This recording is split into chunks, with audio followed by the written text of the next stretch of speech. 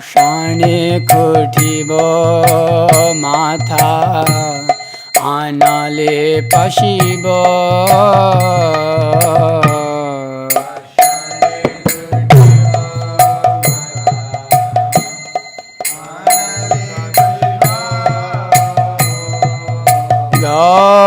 Gauranga Gunera Nidhi Kotha Gile Pavo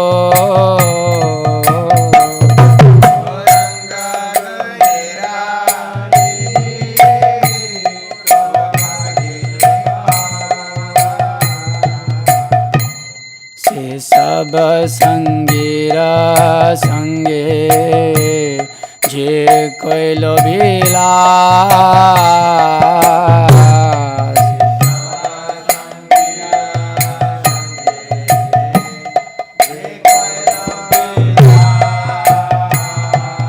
se sanga na paya khande Narottamanda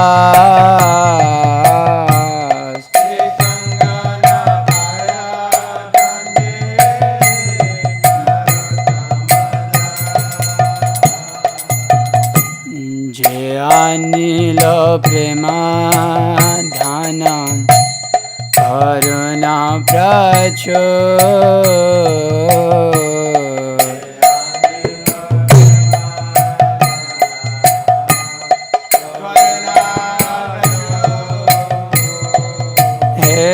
No Prabhu Kotha Gila Acharya Thakur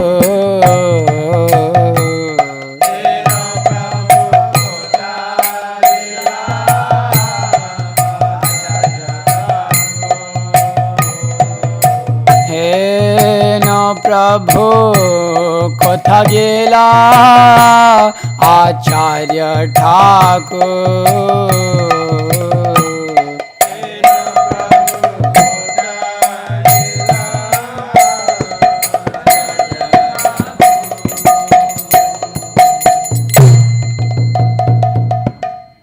Lokanath Das Goswami ki jai.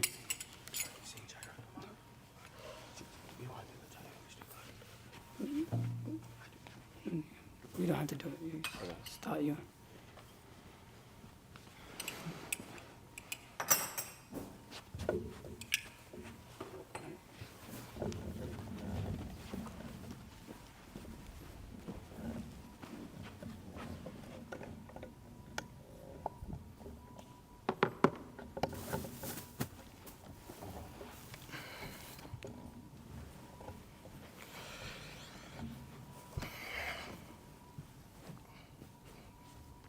Okay. This.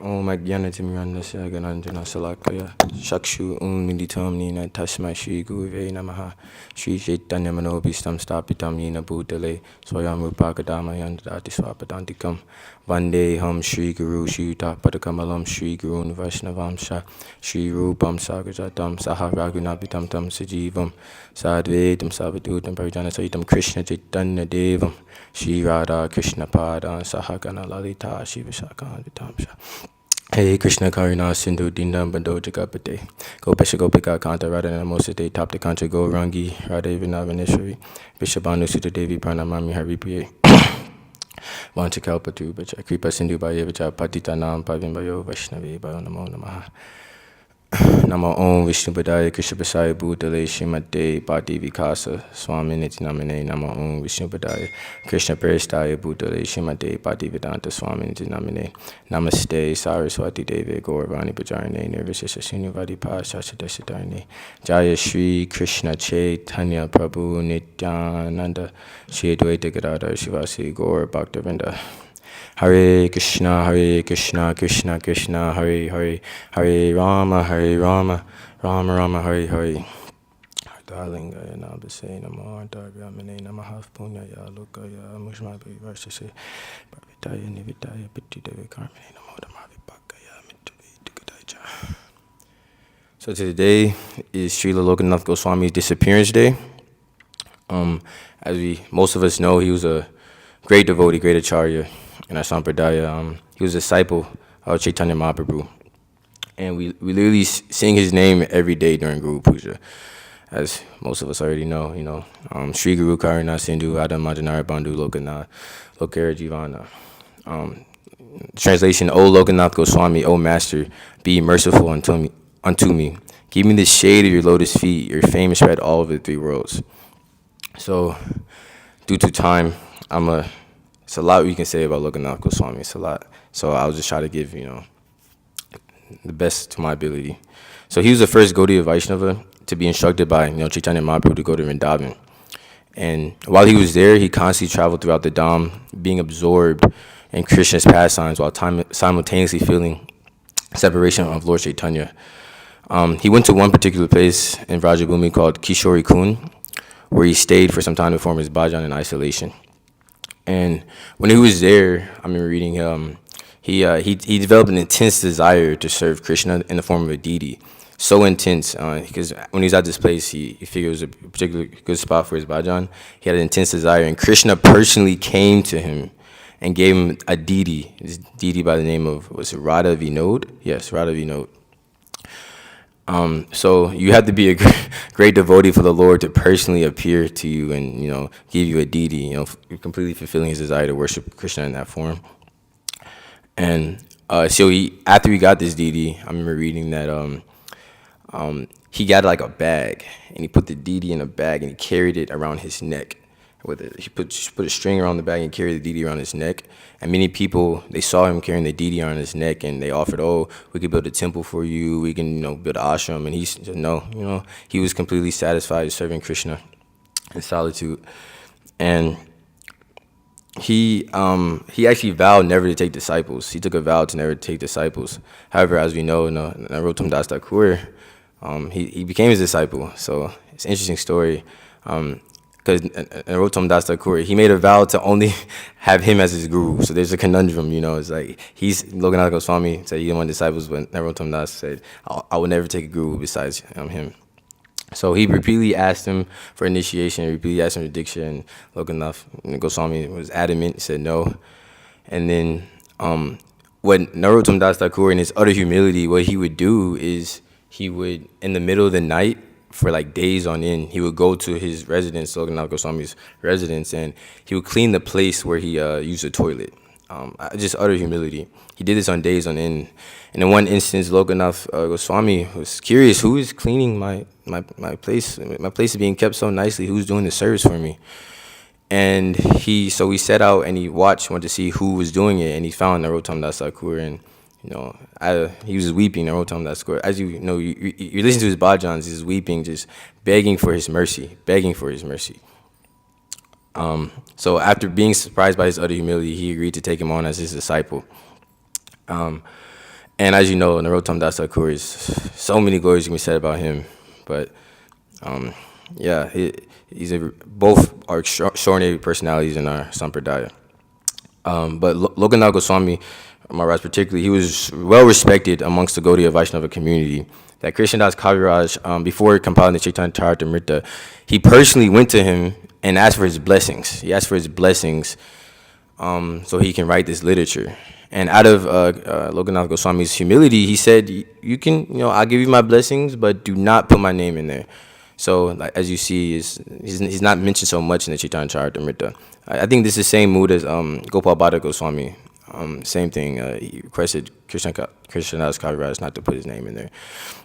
So as you can tell in the Chaitanya Charitamrita, when you read it, there's so many personalities that, that were, prominent at that time, but out of their humility, they instructed, Krishnadas Kaviraj not to, detail their glories.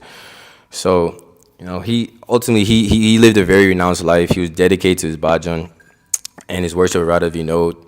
Like I said, he carried this deity around his neck, very well respected around the Gaudiya Vaishnava community. And from his life, we can learn, his glorious life, we can learn how to serve Krishna with this intense desire. It's actually what I want to talk about today in my class, but he had this intense desire to serve Krishna, and we should also assimilate that mood. And he was very renounced, Lord Chaitanya, he really likes detachment, renunciation, vairagya, and he portrayed this. So, his fame is spread all over the three worlds. I could speak so much more about him, but due to the nature of the class, I'm start speaking about Bhagavatam. But like I said, Sri Lokanath Goswami is an extraordinary personality. We sing his glories every day, and he's very dear for all Gaudiya Vaishnavas. So, Jai Lokanath Goswami ki Jai. So let's get this part. Om Namo Bhagavate Vasudevaya. Om Namo Bhagavate Vasudevaya. Om Namo Bhagavate Vasudevaya. So we are reading from Canto 3, Chapter 2, Text 26. You can go to the word-for-word translation. Tata Nanda Rajam Itaha Pitra Kamsat Vibhyata Ekadasha Samaha Tatra Gurha Archihi Sabalaha Avasat Tato Nanda Vrajamita Tato Nanda Vrajamita Pitra Kamsa Vibhyata Pitra Kamsa Vibhyata Ekadasha Samastatra Ekadasha Samastatra Gudarchi Sabalovasat Gudarchi Sabalovasat Tato Nanda Vrajamita Pitra Kamsa Vibhyata Ekadasha Samastatra Gudarchi Sabalovasat Tato Nanda Vrajamita Pitra Kamsa Vibhyata Ekadasha Samastatra Gudarchi Sabalovasat. Please repeat. Tato Nanda Vrajamita Tato Pita Vibhyata Ekadasha Samastatra Gudarchi Sabalovasat.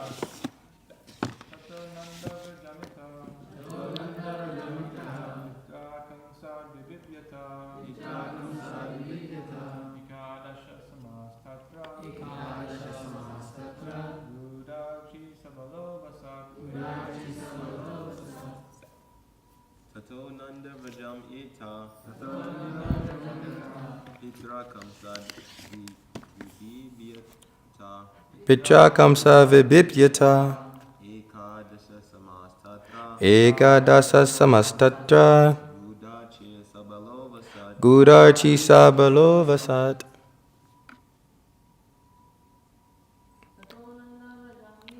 Tato Nanda Vrajamita Pitra Kamsa Vibhyata Ekadasha Samastatra Gudarchi Sabalovasat. Mataji. Tato Nanda Vrajamita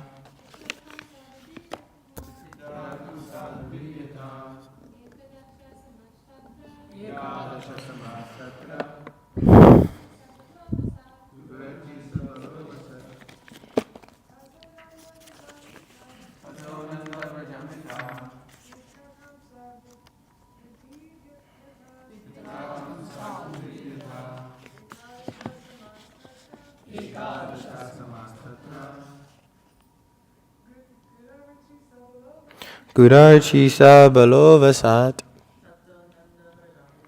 Tato Nanda Vajamitat Pitra Kamsa Vibipyata Ekadasha Samastatra Gudarchi Sabalovasat Tata thereafter. Nanda Rajam cow pastures of Nanda Maharaj.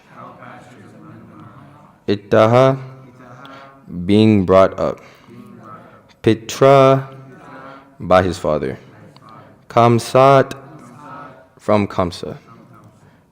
Vibipyata being afraid of.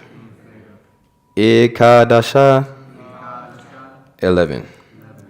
Samaha years. Tatra therein. Gudha archihi covered fire. Sabalaha with Baladev. Avasat resided. Translation and purport by His Divine Grace A.C. Bhaktivedanta Srila Srila Prabhupada Ki Jai. Thereafter, his father, being afraid of Kamsa, brought him to the cow pastures of Maharaj Nanda, and there he lived for 11 years like a covered flame with his elder brother Baladev. Purport. There was no necessity of the Lord's being dispatched to the house of Nanda Maharaj out of fear of Kamsa's determination to kill him as soon as he appeared. It is the business of the Asuras to try to kill the Supreme Personality of Godhead, or to prove by all means that there is no God, or that Krishna is an ordinary human being and not God. Lord Krishna is not affected by such determination of men of Kamsa's class, but in order to play the role of a child, he agreed to be carried by his father to the cow pastures of Nanda Maharaj because Vasudeva was afraid of Kamsa. Nanda Maharaj was due to receive him as his child, and Yashoda Mai was also to enjoy the childhood pastimes of the Lord. And therefore, to fulfill everyone's desire, he was carried from Mathura to Vrindavan just after his appearance in the prison house of Kamsa. He lived there for 11 years and completed all his fascinating pastimes of childhood, boyhood, and adolescence with his older brother, Lord Baladev, his first expansion. Vasudev's thought of protecting Krishna from the wrath of Kamsa is part of a transcendental relationship. The Lord enjoys more when someone takes him as his subordinate son who needs the protection of a father than he does when someone accepts him as a supreme Lord. He is the father of everyone and he protects everyone, but when his devotees takes it for granted that the Lord is to be protected by the devotee's care, it is a transcendental joy for the Lord. Thus, when Vasudeva, out of fear of Kamsa, carried him to Vrindavan, the Lord enjoyed it. Otherwise, he had no fear from Kamsa or anyone else. So just to read the translation again. Thereafter, his father, being afraid of Kamsa, brought him to the cow pastures of Maharaj Nanda, and there he lived for 11 years like a covered flame with his elder brother Baladev. So this verse is one of the first verses depicting Lord Krishna's pastimes in Vrindavan. If we remember the previous chapter, Vidur asked Uddhava about Krishna's pastimes, about the Yadus, how they're doing. And he's finally now getting to his Vrindavan pastimes. I think his Vrindavan description of his pastimes goes all the way up to, I believe, chapter 4. Yeah, so we're in chapter 2. Because the next chapter is entitled The Lord's Pastimes Out of Vrindavan. So, like I said, for the next couple of translation and purports, it's going to be depicting Lord Krishna's pastimes. So, this is an interesting translation. It says that his father brought him to the pastures of Vrindavan to protect him from Kamsa. So, when Krishna appeared, he actually appeared in his four-armed form in front of Vasudeva and Devaki.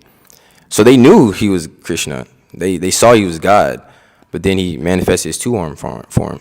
But being covered by Yoga Maya, they got afflicted with parental affection. They considered Krishna their own son. But how can God be killed Vasudeva wanted to take Krishna from his house to Vrindavan, or to Nanda, to the care of Maharaj Nanda, because he wanted to protect it from Kamsa, but demons can't kill Krishna. I mean, Vasudeva knows that God can't be killed, but due to intense parental affection, he saw Krishna as his son and agreed to this. He wanted to take his son out of danger, imminent danger. So the main focus of what I want to talk about in this class is on this one sentence. It says, Nanda Maharaj was due to receive him as his child, and Yashoda Mai was also to enjoy from the pastimes of the Lord. And therefore, to fulfill everyone's desire, he was carried from Mathura to Vrindavan just after his appearance in the prison house of Kamsa. So this to fulfill everyone's desire, Krishna has a mystic potency with one act. He can fulfill multiple desires from multiple devotees. So he agreed to be carried to Vrindavan to fulfill the desires of Vasudeva, Nanda Maharaj, and Mother Yashoda, all three great devotees. So Mother Yashoda and Nanda Maharaj, they're Nitya Siddhas. When Krishna, when he appears with his entourage, and when he appears, he comes under them. They're his eternal parents. So that's why it says they're due to receive him. And there's actually a name in the Vishnu Sahasranam named Sarva Kamada. It means he who bestows the desires sought by the yogis.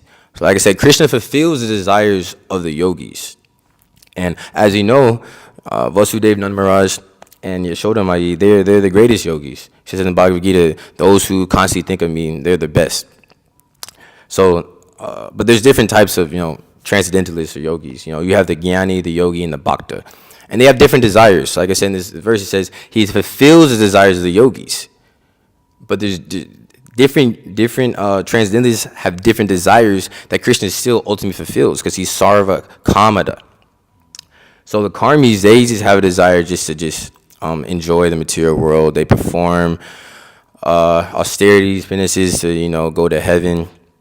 And the yogis, they meditate on Krishna, on the Paramatma, so they can gain mystic powers. The Jnanis, they want to merge into Krishna, and Krishna fulfills the desires of every single one.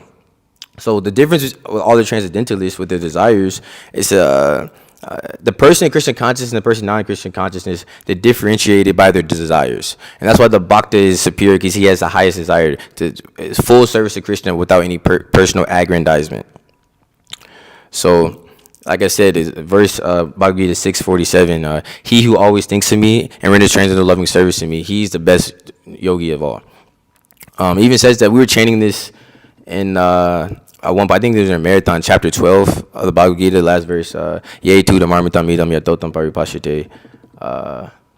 Anyways, the point is, Arjuna asked Krishna, who's the greatest transcendentalist, the impersonalist or the personalist? And then that verse, Krishna says, the personalist, those who worship my personal form, they're the greatest yogis. So Nanda Maharaj, Vasudeva, Yashoda Mai, they're the greatest yogis because they worship Krishna in his personal form. Thus, Krishna granted their desires. But we have to be careful. Yogis are always, those transcendentalists who are trying to get out of the material world are always subject to fall down. Pure devotees never fall down. Like Nanda Maharaj, Vasudeva, they'll never fall down because they're Nitya Siddhas or pure devotees. But us, speaking for myself, there might be some Nitya Siddhas in the room, but I am not a Nitya Siddha. I grew up as a demon. And we are practicing Krishna consciousness. We should always realize that yogis are always subject to fall down. Always subject to fall down. Because ultimately, Maya has two potencies. She has the covering potency, which majority of living entities are covered by. You go out, you see, like I said, their faces are black. They're covered by Maya. They're completely being tossed and turned by material nature. Completely being tossed and turned by material nature. They're being controlled by material nature, actually. That's just one potency of Maya. And the other potency is a throwing potency. So for the transcendentalists, those who try to come out of the clutches of Maya, she throws them back in. She throws the yogis back into material life. So as practitioners of Bhakti Yoga, we should always be cautious of this potency because we're always subject to fall down. And we're always going to be tested. We're always going to be tested. And it's actually, like I said, in Krishna's Sarva Kamada, like I said, he will fulfill your desires. So when we're chanting Hare Krishna, we have to, it's a lecture by His Holiness Bhadavika Swami Maharaj, be careful with those desires. Because Krishna, he'll fulfill your desires. If you're chanting Hare Krishna and you want material accolades or prestige, he'll give it. If you really want that, he'll give it to you in such a way that you don't want it anymore. You'll be disgusted with it. So Krishna fulfills the desires of his devotees, so we have to be careful with our desires. And like I was saying, yogis are always subject to fall downs. And if we're chanting and we're manifesting, I'm starting to have these material desires in our heart, then when we get tested, we're going to fall down because what we've been chanting and meditating on, when it comes, we're not going to be strong enough to overcome Maya's influence. So we have to be careful with our desires because Krishna, he fulfills the desires of the yogis. And I remember reading this Narayana example. It was a far out pastime. So as people may not know, but Narayana, he's an incarnation of Krishna, and he was performing austerities in the forest. What's it? Badari Ashrama, something like that. But so he was performing in austerities, and King Indra, as always, he became envious of him. You see this also in the other Bhagavatam, I think, with Prithu Maharaj, within the horse sacrifice. He had like 99. He wanted to do 100 horse sacrifice, and on his 99 horse, Indra came in and stole it. A similar instance where Indra sees devotees coming out of trying to come out of Maya's influence. What happens is devotees who get subject to material desires, they actually become demigods. I think Prabhupada said that most of his disciples are going to become demigods. So these demigods, they're always also scheming. They're scheming to, also bewilder us. Because you understand, by practicing Bhakti Yoga, you're gaining a lot of like potency and Shakti. So these demigods are like, they're seeing that, and they're always trying to bewilder us. Always trying to bewilder us. So, like I said, Narayan, he was performing austerities. Indra tried to bewilder him. He presented like some demigoddesses to him, but this is the Lord. You can't bewilder the Lord. It's like you can't bewilder. Indra didn't realize he was the Lord at that time. So he's performing austerities in the forest. These demigoddesses came to him. They're really exquisitely beautiful. And Narayan did. He manifested all these beautiful associates of him, these beautiful women. He just manifested them, and all the demigods, they were bewildered, like, wow, they're way more beautiful than me. And I think he was like, choose one. You choose one and go back home with you. And they choose what was it, Urvasi. And for those who want some Brahmachari Shakti, you can read the 9th canto about Urvasi. I don't want to go into that right now, but yeah, they chose Urvasi, and then Indra, he was bewildered. He was like, oh wow, I was trying to bewilder them. How can I not bewilder him? Because you can't bewilder God. Similarly, the pure devotees, you can't bewilder the pure devotees because they're completely under protection of Krishna. So a devotee is always a devotee knows how to traverse the obstacles presented by Maya, because they're fully fixed on Krishna. No obstacle can hinder a pure devotee's determination to serve Krishna. It's a beautiful verse, also 11 canto. Like, even while running with both eyes closed, a devotee is guaranteed success because Krishna he's fully devoted to protecting his devotees. It's a transcendental relationship, like it said in the purport. It's a transcendental relationship between Krishna and Vasudeva, and out of affection for his devotee, he reciprocated and fulfilled his desires. And so we have to cultivate spiritual desires to overcome these lower desires. Like I said, on the point of desires, Vasudeva Nanda Maharaj and Mother Yashoda, the Nityasiddhas, they had a pure desire. Krishna reciprocated. We should also develop these pure spiritual desires. Actually, it says that we should develop an intense greed to serve Krishna. Intense greed. And you have to actually see these karmis, they have an intense greed to be in Maya. They have a strong desire to be in Maya. I remember I was in law school. For those who don't know, so how law school is like, there's a curve. Only 10 people can get an A out of like 50 people in the class. Only 10 people. And there's only one exam. There's no you have a midterm is worth like 5% or something. So pretty much this final exam is worth like 95% of your grade. And my class, they were stressed out. I was stressed out. But yeah, it's like, because your first year grades pretty much determine where, like, if you do good your first year, then you get some high paying job. If you do like really bad, then you won't get any job. It's possibly you won't get nothing. So people are like really stressed out because everybody's coming trying to be like everybody came from college being the top of their class. They come to law school thinking, oh, I'm the top, and then it doesn't work like that. So point I'm saying, they were intensely greedy to be the top of their class. I seen it. It was crazy. Like people staying up like, well, I don't know, like 15, 16 hours a day studying. And after that, they have intense desire to enjoy.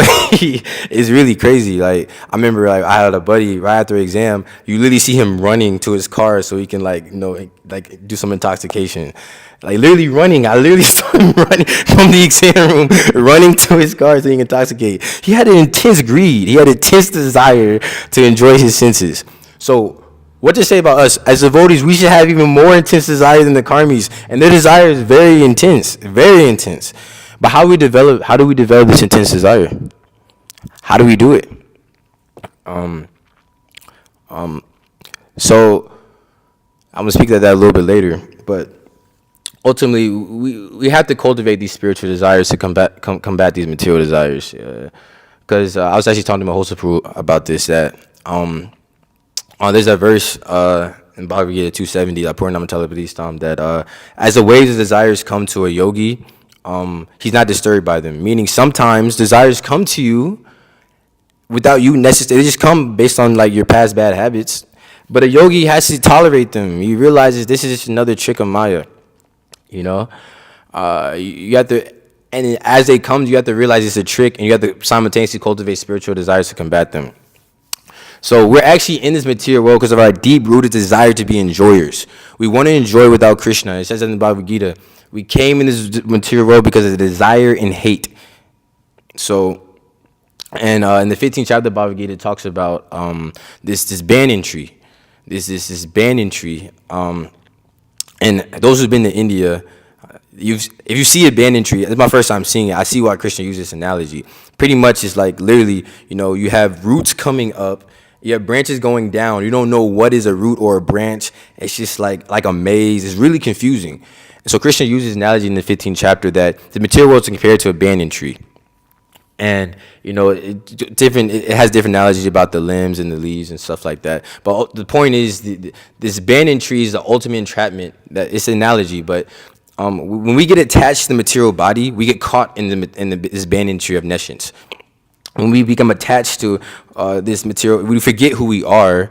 We identify with our body, and we get caught in the network of illusion. But it says in the Bhagavad Gita, in the purport, that just how a banyan tree, if there's a reservoir of water, it's reflected on that water. Because the banyan tree is real, but it's if you look at the water, there's another form. So Krishna uses that analogy. He says the water is compared to like desire. So pretty much the banyan tree of this material world is situated on the water of desire.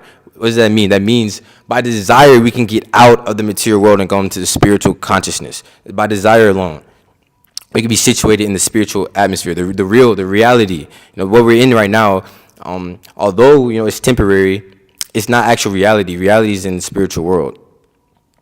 So we have to cut this tree with the weapon of detachment. I really like the Bhagavad Gita because it's as different analogies. Or like I think the fourth chapter, Arjuna is lamenting. Krishna says, by the weapon of knowledge, stop your lamentation. By the weapon of knowledge. So you have your weapon of knowledge and your weapon of detachment.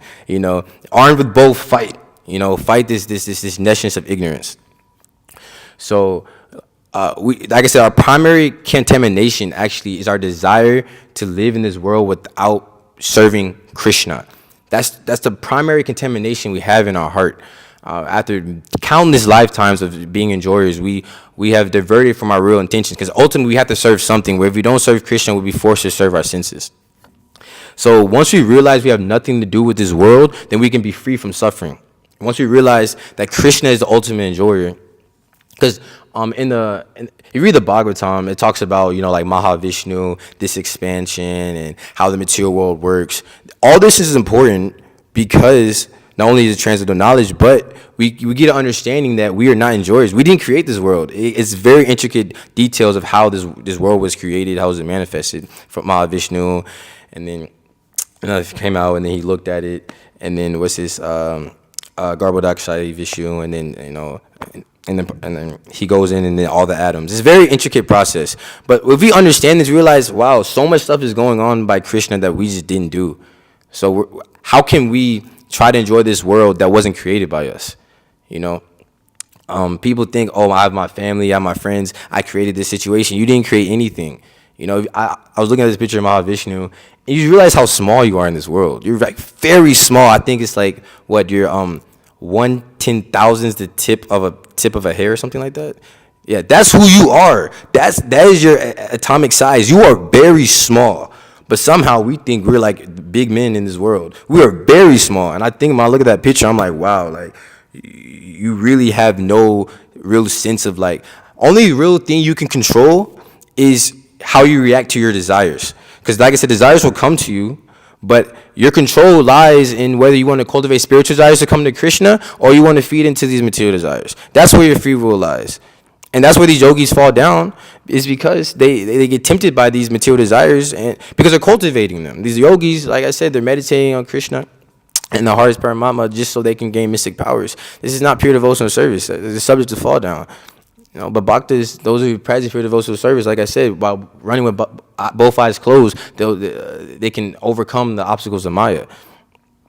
So we have to realize who we are, There's a verse in Bhagavad Gita, Api Shirasi Papeba Sarvepa Papakritama Sarvam Gyana Plave Naiva Vijanam Santa Rishashi. It's in the 4th chapter. It's really beautiful. It's like really poetic. Even if you consider the most sinful of sinners, when you're situated in the boat of transcendental knowledge, you can cross over the ocean of miseries. The boat of transcendental knowledge means what? Who are you? Once you realize that you are part and parcel of Krishna, you can cross over the ocean of nescience, the ocean of suffering. So we get caught in this entanglement material world because of our illicit desires. And from this example of, Nanda Maharaj, Vasudeva, and Yashoda, we realize Krishna, he will fulfill our desires. Like I say, Sarva Kamata. We should cultivate spiritual desires to serve Krishna. An intense desire, intense greed to serve the Guru and Krishna. This is our means of getting out of Maya. We have to cultivate this. And it also says in the purport, tying into this point, that it is the business of the Asuras to try to kill the Supreme Personality of Godhead in order to prove by all means that there is no God. So much can be said about this. But the Varnashram Dharma system, it's in place to protect the jivas from the overstimulation of illicit desires. But the demons of this world, Asuras, have strategically suppressed the social system through what? Modern education. Like I said, these demons, it's their duty. It's their business to always try to kill Krishna, or trying to persuade the masses that there's no God. And through modern education has systematically caused havoc in society. Most of us are products of modern education, and we realize before Krishna consciousness how much junk we had in our mind just from studying. You might not think, oh, what's the big deal with studying calculus or whatever, like, the scientific theory or whatever. All this is is based off the principle that Krishna is not, that there is no God, and that we're created by matter. And that's the overlying principle of modern education. So, like I said, the modern education encouraged us to actually fulfill these material desires, and that's why we get caught in nescience. And that's why this Varnashram system is very important. And he says in the Gita that by working according to your nature and performing your duty, you can attain the supreme. But understanding that in the context of Varnashram Dharma, not just working for the sake of working, but working understanding that you're giving your fruits to your labor to Krishna. So, but like I said, modern education has systematically caused, these demons have systematically caused Krishna to be not even, I didn't know about Krishna growing up in school. Why? How come I never heard Krishna one time out of, I think, like 15, 16 years of education, something like that. I don't think I heard about Krishna once. It's crazy, right? Crazy. Actually, even God, God wasn't even presented in my high school curriculum. Not one time. So, like this, Prabhupada is saying this is the business of the Asuras to kill the Supreme Personality of Godhead. And they're doing it. They've done it. These kids are completely emasculated. Just like a bull, you know? If you want to control a bull, you do it how? You castrate the bull. So modern education is castrating us. They're emasculating us. And they're making us dull-headed by encouraging these nefarious activities. And Prabhupada actually mentioned on Morning Walk that modern educated youths, they are not inclined to come to the farm. These modern youths, they don't want, that's what, like I said, these demons, they have systematically made society against this varnashram system.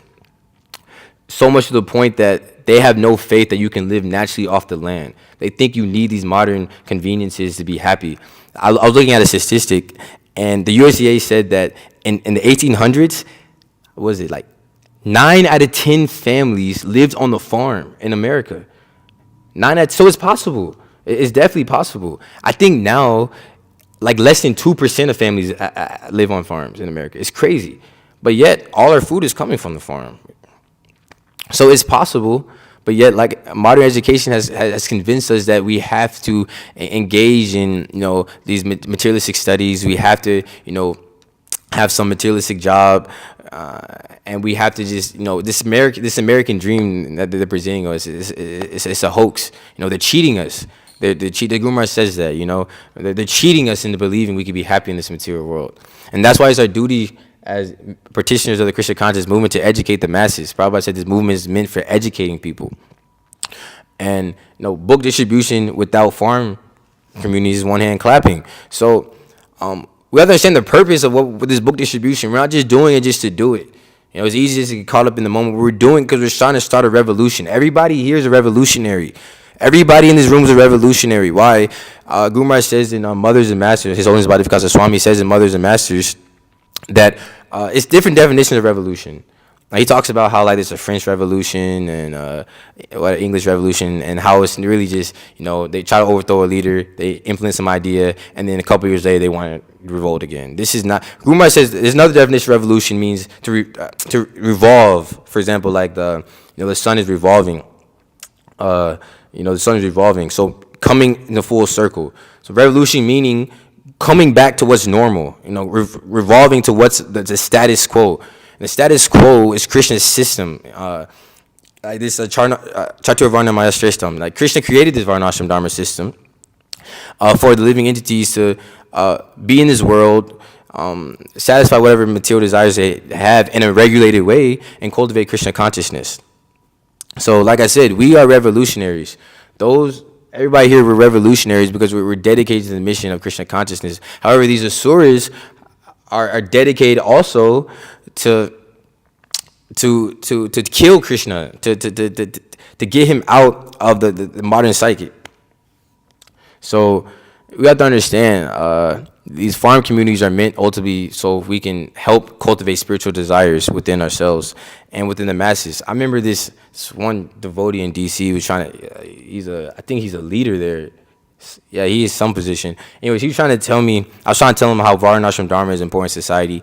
He was like, no, Varnashram Dharma is for, he was like, it's for the masses, devotees. We don't need to be in Varnashram Dharma. We're above that. Only for the common man. That's Varnashram Dharma is for them. How does this make sense? How is a common man going to establish Varnashram Dharma when they don't even understand the simple fact they're not their bodies? So yes, although we're not, with these material bodies in Varnashram Dharma, we shouldn't be attached to whatever material designation we have. We should still realize that it's up to us to implement it. The demons are not going to implement it. That's when this devotee said this, I was shocked. And he was saying this to a new devotee coming in. He was, because I was talking to this devotee, and he was a bhakta or whatever. I was trying to tell him about Varnashram Dharma. And he's convincing him that, no, it's not important. So even within Krishna consciousness, modern education has affected even members of the Krishna consciousness movement. thinking that Varnashram Dharma is not so important, or it's something for the common man. But no, we like I said, we're revolutionaries. Whatever we do, common people will follow. Yada Tirati Shresis Tata Devatra no Janaha Sadya Pramanam Kute Lokas Tata Nupratate. That whatever a great man does, come and follow. And because we're in the Krishna consciousness movement, we're considered revolutionaries. Because we're considered revolutionaries, the common man will follow. But we have to set an example. Growing up, I had no role models. No role models. Who is there to look up to? There's nobody to look up to in this world. So people are looking for role models. They're looking for us. They're looking for a means to get out of illusion. They're looking for a means to get out of suffering. Ultimately, everybody's suffering in this material world.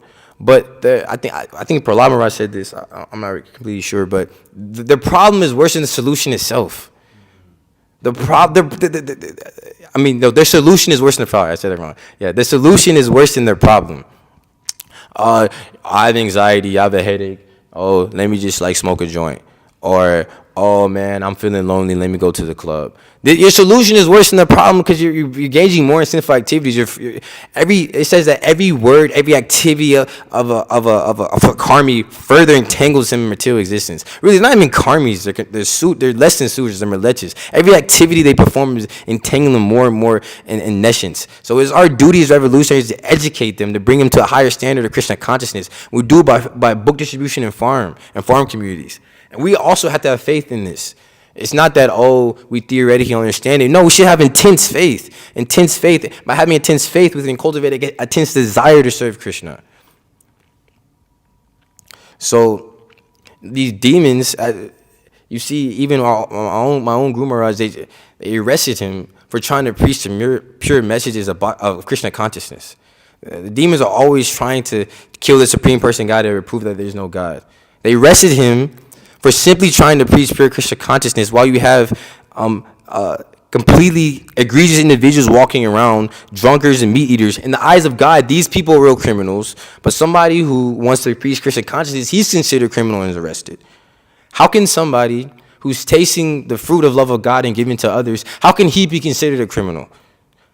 How can somebody who strives for no personal ambition be considered a criminal? This is the system we live in. This is the demonic system we live in. But nevertheless, if we have faith in Krishna, we cultivate spiritual desires to serve Krishna, we can cultivate a sense of love. Ultimately, there's no question of love without service. By serving Krishna, even if you don't have the desire to serve Krishna right now, even though you don't have the intense desire, serve Krishna. And the desire, it comes through the service. It comes through service. And it's not that, I love you, but I don't want to do any service. No, perform service. Perform service, as our Guru is teaching us to do. Krishna has given us a path to be successful. What does it mean to be a success in modern society? What does it mean to be a success? To have a nice car, to have a nice house, to be the biggest drunkard. To be a success means to be the biggest meat eater, to have the highest tolerance when you intoxicate, to be have the most sex, and to be successful in gambling. This is what it means to be a success. The 4 pillars of sinful life, they have convinced us that following these 4 pillars of sinful life, you can be a success. So it's up to us to educate the masses that no, success means to get out of material illusion. Success means to go back to Godhead. Everybody here is on the path of success. But who's going to tell us this? The school's not going to tell us this. These role models in society are not going to tell us this. It's up to us here. We're revolutionaries. We have firm faith in these messages of Krishna. Like I said, Krishna has given us all the ingredients for our recipe of success. It's up to us to cook it. It's up to us to use the ingredients for our recipe of success. It's up to us. So, I'm supposed to leave at 8:30. Stop at 8:30. So, I'll stop my class and open up for any corrections, chastisements, or comments if you might have one.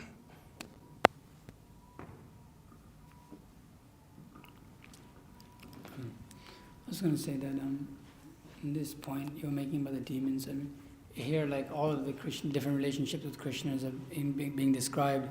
The demons are doing such a good job that in a few years, what do you think about having that parental affection with Krishna. They won't even understand what it means to have a parent.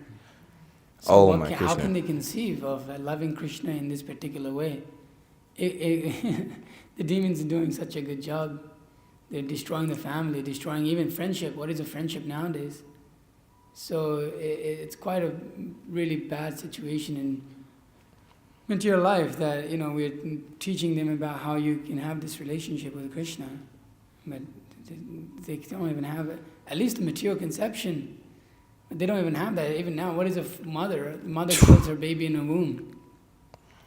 So what's going on? It's like, this is crazy. And it's considered normal. Yeah, it's considered normal. They encourage it. They push it. So what is a motherly affection towards a child? How will you develop that motherly affection towards Krishna?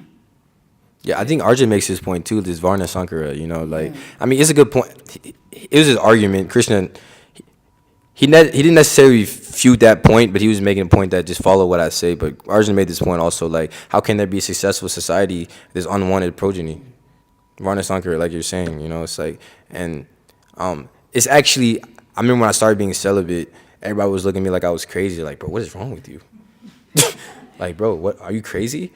And I was like, is everything okay? I'm like, yeah, everything's fine. Like, this is what's normal. Like, but it's like you said, demons have, they've completely made everything topsy-turvy to think what's right is wrong and what's wrong is right. Yeah.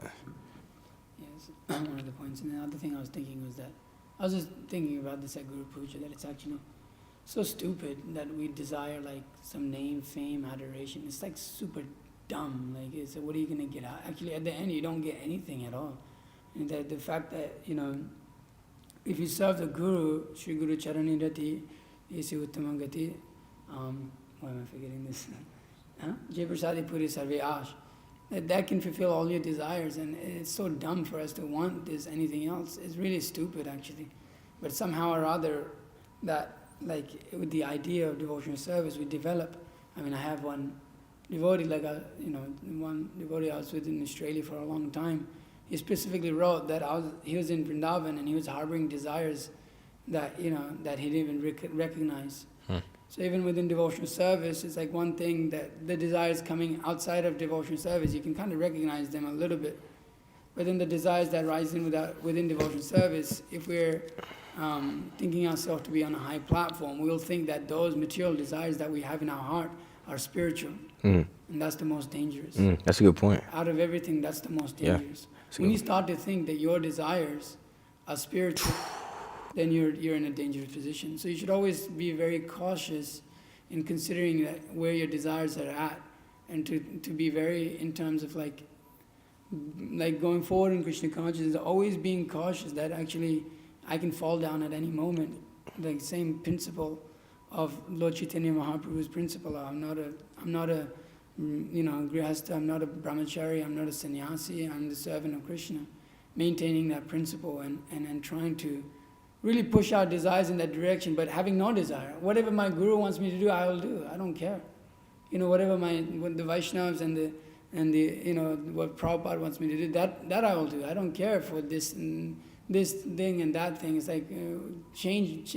I realized that I was speaking with my spiritual master at one point, that he can change my service like that. Yeah, sure. However successful I may be at it at one point. I remember we called and he was like, yeah, maybe you can do this. I was like, whoa, wait, hang on a sec. But my service, I'm doing well in my service. But it may change like that. Your service may change, your situation may change, your circumstances may change. So to cultivate Krishna consciousness means to just be in that platform of Prahlad Maharaj's pastime I'm reading now. Srila Prabhupada mentions how that Prahlad was completely convinced and surrendered, even in the womb. Just from hearing from Narada Muni, he didn't care for anything else. He didn't care what is he going to do, how is he going to... So it's the same mood. That's like, we have so many desires even within devotional service, but we should, that has to be intensified according to how that spiritual master engages us.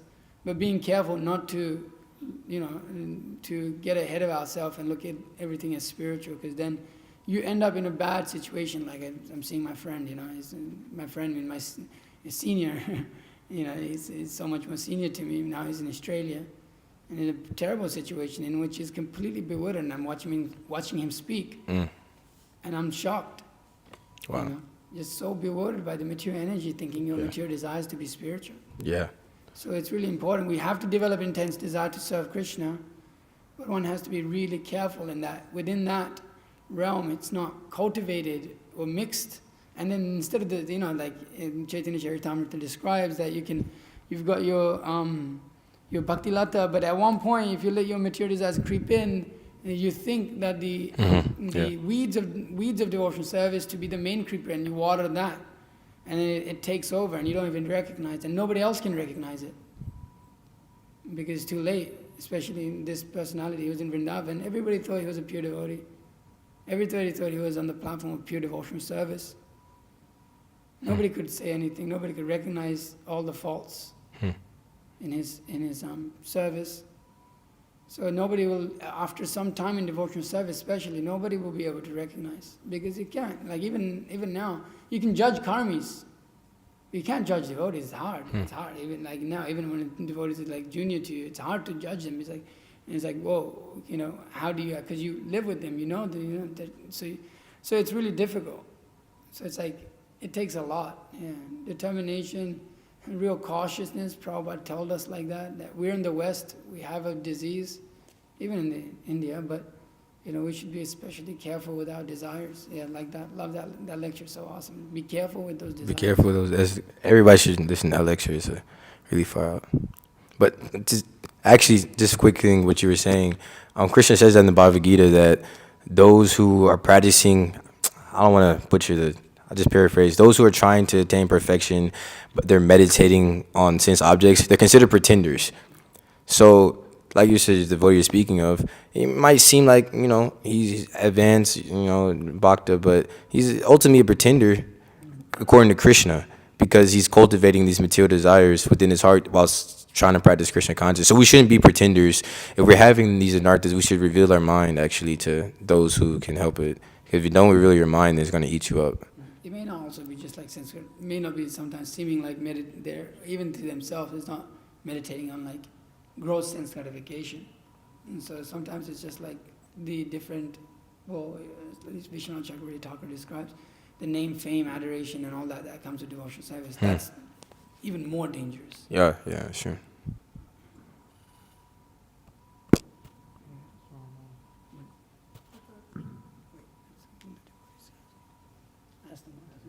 Yeah. Oh no. So, you're speaking about how when Krishna does one thing, like he simultaneously fulfills it. Do you know what that's called? Oh my Krishna. I've been trying to find it myself. I think isn't the name of Krishna in the Vishnu Sahasranam? Yeah, I was looking for it. The name will remember. That's why I'm asking. Yeah, I was looking for the name, but I mean, when I saw Sarvakamada, I remember taking notes on that, and that's the first thing that came to my mind. But I know what you're talking about. I couldn't find that name. I've been scouring my memory for the past year and a half in order to figure it out. Yeah, I'm gonna do some more research, but I know you're talking about. It is a name. I remember listening to that lecture too. Like he said, he fulfills this. He does one thing in so many. Feels multiple. Yeah. Prabhupada also speaks about it in a part, but I don't know where. I was wondering. Yeah. Nah, I can try to look more into it though, bro. Okay. Thank you. You said online or something?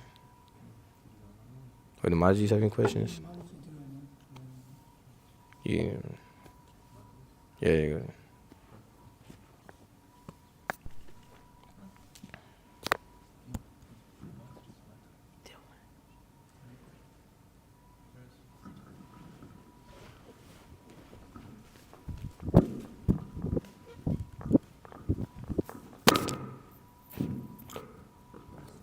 So as we see it in the purport, Nanda Maharaj is being glorified for that parental affection that he has for Krishna.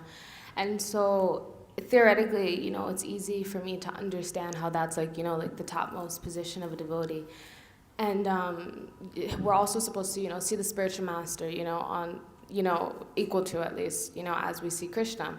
So one difficulty that I have, amongst all the difficulties I have, is that I see my god siblings, who are able to have this mood of parental, all in reverence to, but parental affection, for our spiritual master, especially when situations like the recent one come up, and then I find myself more so in the mood of he's a pure devotee, he'll be okay, everything will be okay, and so I have this desire to want to move towards some mood of parental affection, so to speak, you know, in the mood of like, you know, actually like, you know, praying for his well-being and not just being like, you know, it's gonna be fine, it's gonna be fine. So could you like speak on that a bit, if that makes any sense? Yeah, I mean, we should always see the guru as a, you know, bona fide representation of Krishna. And we should never get too comfortable with the guru. Although the guru is a pure devotee, you know, this natural feeling of affection for him it's actually good. It says that when the guru passes away, you should weep, you should cry. So I think it comes more so with just attachment to your guru. There's different people have different levels of attachment, but you should never consider him an ordinary person. And like for this instance that came up, the reason why devotees reacted the way because somebody who's such so exalted, not an ordinary person, being in this situation is it's like troubling. I mean, anybody who has love for for example, if your brother got arrested or something, you would be like, oh, like is he okay? Same thing, because you have attachment for your brother. So it just comes with attachment to the guru. When you develop attachment to your guru, then these feelings, you know, they come with parental affection, stuff like that. Yeah. Earlier in the class, you were mentioning how, like, you know, how, like, you were saying, like, how Vasudev, like, appeared before Devaki and Vasudev in the prison house of Kamsa. Yeah. But one thing you mentioned, you were saying, like, how it was, like, you know, they were in the mood of, like, parental affection for Krishna, and they knew that he was, like, Narayana.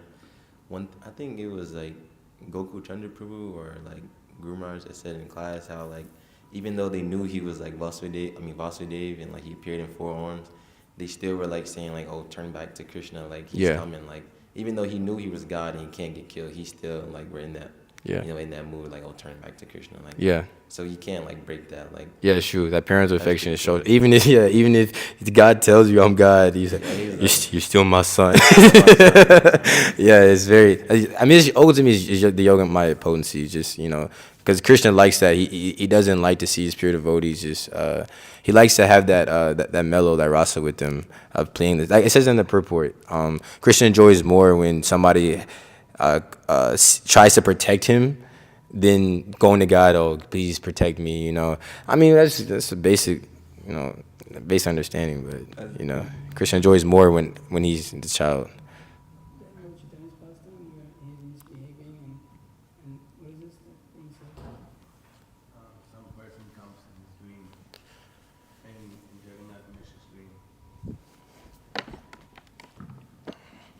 Some person comes to Jagannath Mishra's dream and he says that you're chastising your son. Do you know who he is?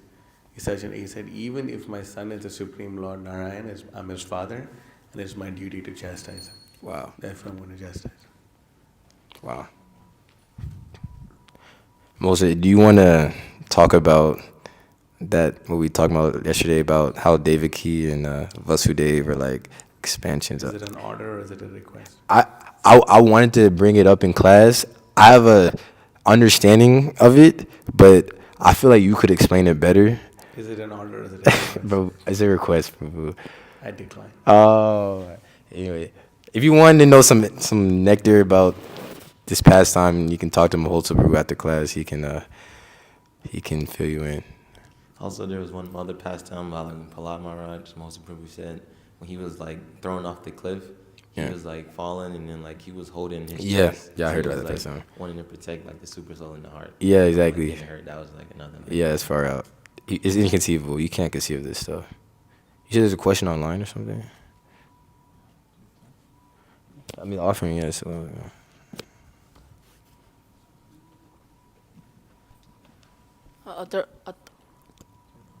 Atharv has a question. He says, do the parental relationships of Nanda Maharaj and Yashoda differ from those of Vasudev and Devaki and other Vrajavasis who are in the Vatsala Rasa?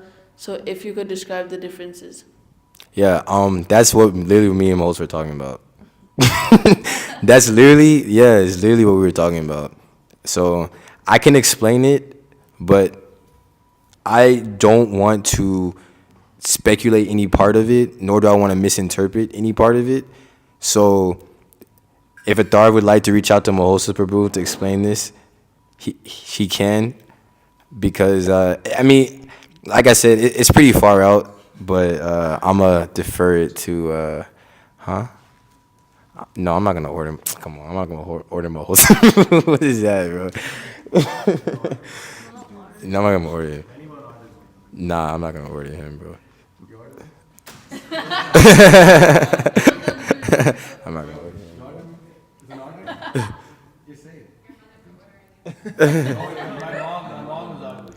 Okay, yeah.